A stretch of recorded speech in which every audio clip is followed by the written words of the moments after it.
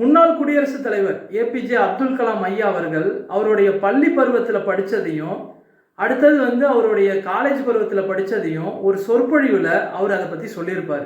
அதில் என்ன சொன்னார் அப்படின்னு பார்த்தீங்கன்னா, அவர் மெட்ராஸ் இன்ஸ்டிடியூட் ஆஃப் டெக்னாலஜியில் 2வது வருஷம் படிச்சுட்டு இருக்கக்குள்ள 1955ஆம் ஆண்டு ராமேஸ்வரத்தில் ஒரு புயல் ஏற்பட்டுச்சு. அந்த புயலில் பார்த்தீங்கன்னா அவரோட சொந்த ஊர் ராமேஸ்வரங்கிறதால அவங்க அம்மா அப்பா கிட்ட இருந்து ஒரு ட்ரங்க் கால் வருது. அந்த ட்ரங்க் காலில் என்ன சொல்கிறாங்க அப்படின்னா, ராமேஸ்வரத்தில் ஒரு புயல் தாக்கியதாகவும் அங்கே ரொம்ப சிரமப்பட்டுட்டு இருக்கிறதாவையும் அப்துல் கலாம் ஐயா அவர்களை அவங்க அம்மா அப்பா பார்க்கணுங்கிறதையும் ஒரு செய்தியாக வருது.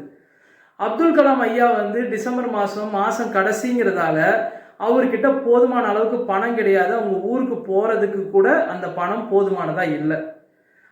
அப்துல் கலாம் ஐயா அவர்களுக்கு ரொம்ப மன வருத்தம் ஏற்படுது. கையில் பணம் இல்லை. அவரோட ஒரே சொத்து என்ன அப்படின்னு பார்த்தீங்கன்னா, நிறைய புத்தகங்கள் வச்சுருந்தாரு. அந்த புத்தகங்களை வாசிப்பார். சமீபத்தில் என்ன நடந்துச்சு அப்படின்னு பார்த்தீங்கன்னா, ஏரோடைனமிக்ஸ் அப்படிங்கிற ஒரு பாடத்துக்காக மெட்ராஸ் இன்ஸ்டிடியூட் ஆஃப் டெக்னாலஜி துணைவேந்தர் பார்த்தீங்கன்னா அவருக்கு ஒரு பரிசு கொடுத்துருந்தாரு. ஒரு புத்தகம் தான் அது. அந்த புத்தகத்தோட விலை ரூபாய் 400. அப்போ அது கொஞ்சம் காசு அதிகமான புத்தகம் தான் அது. அப்துல் கலாம் ஐயா அவர்களுக்கு என்ன செய்யறதுங்கிறது புரியல. அந்த புத்தகத்தை வித்துடலாம் அப்படின்னு ஒரு முடிவுக்கு வராரு. ஏன்னா கையில் பணம் இல்லை, வீட்டுக்கும் போய் ஆகணும், அம்மா அப்பாவை பார்த்தாகணும். ஏன்னா புயல் அங்கே சேதமடைஞ்சிருக்கு அப்படிங்கிறதால அந்த இடத்துக்கு போய் அவங்க அம்மா அப்பாவை பார்த்தாகணும், அப்புறம் வீடை பார்த்தாகணும், அங்கே இருக்கக்கூடிய உறவினர்களை பார்த்தாகணும். இந்த மாதிரியான மனசில் இந்த மாதிரியான ஓட்டங்கள் ஓட அவர் என்ன செஞ்சார் அப்படின்னு பார்த்தீங்கன்னா, மெட்ராஸில் இருக்கக்கூடிய மோர் மார்க்கெட்டுக்கு போய் அவர் என்ன பண்ணார்னா, அந்த புத்தகத்தை எடுத்துகிட்டு போய் ஒரு கடையில் கொடுக்க போனார். எப்பயுமே நம்மக்கிட்ட ஒரு பொருள் பிடிச்சமான ஒரு பொருள் போகுது அப்படின்னா அந்த முகமே காட்டி கொடுத்துரும். அந்த கடைக்காரர் என்ன கேட்டார் அப்படின்னு பார்த்தீங்கன்னா, இந்த புத்தகத்தை நீ என்கிட்ட கொடுக்குறியப்பா, உனக்கு இந்த புத்தகத்து மேலே ரொம்ப ஆர்வம் உள்ளது அப்படிங்கிறத இந்த புத்தகத்தை பார்த்தே என்னால் புரிஞ்சிக்க முடியுது. அதுவும் இது ரொம்ப சீக்கிரமாக கிடைக்கக்கூடிய புத்தகம் கிடையாது, விலை உயர்ந்த புத்தகமாகவும் இருக்குது. இந்த புத்தகத்தை எதுக்காக நீ விற்கணும்னு நினைக்கிற அப்படின்னு சொல்லிட்டு கேட்கக்குள்ள அப்துல் கலாம் ஐயா அவர்கள் அவருடைய சூழ்நிலையை சொல்கிறார். அப்போ அந்த கடைக்காரர் என்ன சொல்கிறாரு அப்படின்னு பார்த்தீங்கன்னா, இந்த புத்தகத்தை என்கிட்ட கொடுத்துரு, உனக்கு எவ்வளோ தேவைப்படும் அப்படின்னு சொல்லிட்டு கேட்குறாரு. எனக்கு ஒரு 50 ரூபாய் தேவைப்படும் அப்படின்னு சொல்லிட்டு சொல்கிறாரு அப்துல் கலாம் ஐயா அவர்கள். அந்த கடைக்காரர் என்ன சொல்கிறாரு அப்படின்னா, நான் 50 ரூபா உனக்கு நான் கொடுக்குறேன், நீ ஊருக்கு போ, அம்மா அப்பாவை பாரு, உன்னுடைய சூழ்நிலையெல்லாம் சரியானதுக்கப்புறம் இந்த 50 ரூபாயை திருப்பி என்கிட்ட எடுத்துட்டு வா.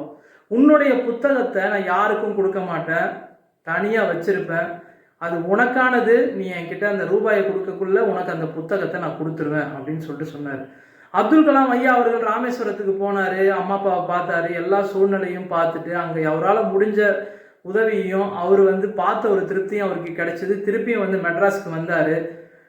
மெட்ராஸ் இன்ஸ்டிடியூட் ஆஃப் டெக்னாலஜியில் இருந்துட்டு அதுக்கப்புறம் கொஞ்சம் நாள் கழித்து என்ன பண்ணாருன்னா, அந்த மோர் மார்க்கெட்டுக்கு போனார். அந்த 50 ரூபா பணத்தை அந்த கடைக்காரர்கிட்ட கொடுக்கக்குள்ளேயே அந்த புத்தகம் எங்கு வைக்கப்பட்டதோ அதே இடத்துலையே இருந்துச்சு. அந்த கடைக்காரருக்கு அந்த 50 ரூபாயை கொடுத்துட்டு அந்த புத்தகத்தை கையில் வாங்கின உடனே தான் அப்துல் கலாம் ஐயாவுக்கு ஒரு மன திருப்தியே கிடைச்சிது. அப்போ அந்த கடைக்காரர் சொன்னார், உனக்கு படிப்பு மேலே ஆர்வம் அதிகமாக இருக்குது, இந்த புத்தகத்தின் மீதும் உனக்கு ஆர்வம் அதிகமாக இருக்குது, வாழ்நாளில் நீ மிகப்பெரிய ஒரு நல்ல நிலைமைக்கு வருவ, நீ நல்லா படித்து ஒரு நல்ல நிலைமைக்கு வருவப்பா, போயிட்டு வாப்பா அப்படின்னு சொல்லிட்டு சொன்னார்.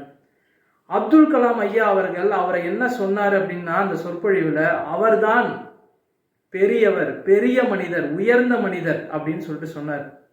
அது எதுக்காக அப்துல் கலாம் ஐயா அவர்கள் அப்படி சொன்னார் அப்படின்னா, நம்ம எந்த நிலைமையில இருந்தாலும், நம்ம எந்த தொழில் செய்தாலும், எந்த மாதிரியான ஒரு சூழ்நிலையில் இருந்தாலும், நம்மளால் அடுத்தவர்களுக்கு என்ன உதவி செய்ய முடியுமோ அந்த செய்யும் உதவிக்கு தகுந்த போல் தான் நம்ம பெரியவங்களா சின்னவங்களா அப்படிங்கிற ஒரு புரிதல் நமக்கு இருக்கும்.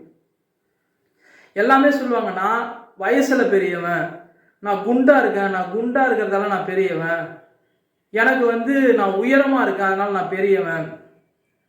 உலகத்தில் யாரெல்லாம் அடுத்தவர்களுக்கு உதவி செய்ய வேண்டும் என்ற நல்ல உள்ளம் யாருக்கு இருக்கோ, அந்த உதவியை முடிஞ்ச வரைக்கும் அவங்க யாருக்கு செய்யறாங்களோ அவர்கள்தான் மிகப்பெரிய உயர்ந்த மனிதர்கள். அந்த உயர்ந்த மனிதர்களை தான் இந்த உலகம் பாராட்டும், இந்த உலகம் கடைசி வரைக்கும் ஞாபகம் வைத்திருக்கும்.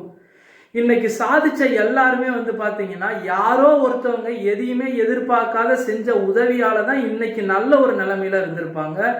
அப்படிப்பட்டவங்க எல்லாருமே சொல்லக்கூடியது என்னன்னா, யாரோ ஏதோ ஒரு இடத்துல யாரோ ஒரு எந்த எதிர்பார்ப்பும் இல்லாத அவங்களுக்கு உதவி செய்ததால் தான் இந்த நிலைமைக்கு நான் வந்தேன் அப்படிங்கிறத அவங்க பதிவு பண்ணாத இடமே கிடையாது. அதனால உலகத்துல யாரு பெரியவங்க அப்படின்னு கேட்டாங்கன்னா, இப்போ ஒரு தொண்டன் எடுத்துக்கிட்டீங்கன்னு எடுத்துக்கோங்களேன். ஒரு தொண்டன் தலைவனாக முடியும். எப்படி தொண்டன் தலைவனாக முடியும்னா, ஒரு தொண்டை சிறப்பாக செய்யக்கூடியவன் தான் ஒரு நல்ல தலைவனா மாற முடியும். ஓகேங்களா? அதனால வந்து பாத்தீங்கன்னா, எதையுமே நம்மளால முடிந்த உதவிகளை நல்ல உள்ளத்தோடு மற்றவர்களுக்கு செய்யும் போது நாம் பெரியவர்களாக மதிக்கப்படுகிறோம், உயர்ந்தவர்களாக மதிக்கப்படுகிறோம், சான்றோராக மதிக்கப்படுகிறோம். நம்மால் அனைவருக்குமே ஒரு நல்ல ஒரு முன்னேற்றம் கிடைக்க நாமும் அதில் ஒரு பங்கு வகிக்கிறோம். அடுத்த ஒரு பதிவில் சந்திக்கிறேன். நன்றி.